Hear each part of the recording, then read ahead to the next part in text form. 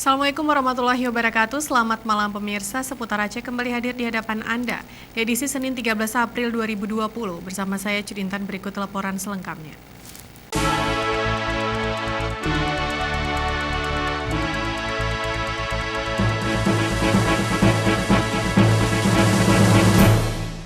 Pemirsa, guna mencegah meluasnya penyebaran virus COVID-19, pemerintah Kabupaten Bener Meriah membatasi warga luar daerah yang ingin masuk ke wilayah tersebut. Hal itu dilakukan dengan memperbanyak pos pemeriksaan di sejumlah perbatasan antar kabupaten.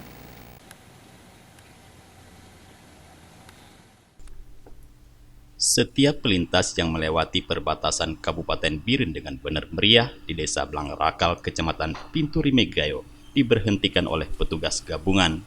Para pelintas diwajibkan mencuci tangan terlebih dahulu dan selanjutnya diperiksa satu persatu serta diwawancarai terkait riwayat perjalanan.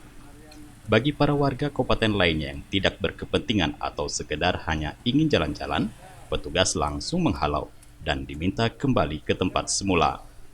Sementara bagi pendatang atau warga Bener Meriah yang baru pulang dari luar Provinsi Aceh atau dari luar negeri, diwajibkan karantina di lokasi yang telah disediakan oleh pemerintah Kabupaten Bener Meriah selama 14 hari.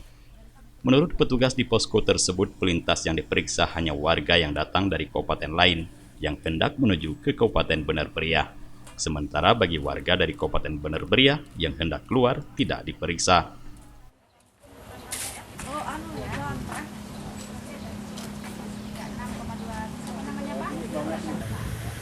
Menjadi kendala buat warga Biren yang bergabung di sini ya. Tapi dia bisa.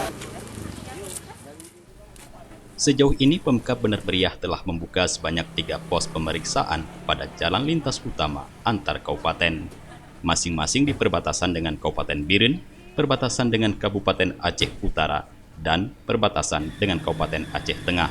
Ketiga pos ini diberlakukan selama 24 jam. Pembatasan warga masuk ke Kabupaten Bener Meriah tersebut telah berjalan selama seminggu lebih.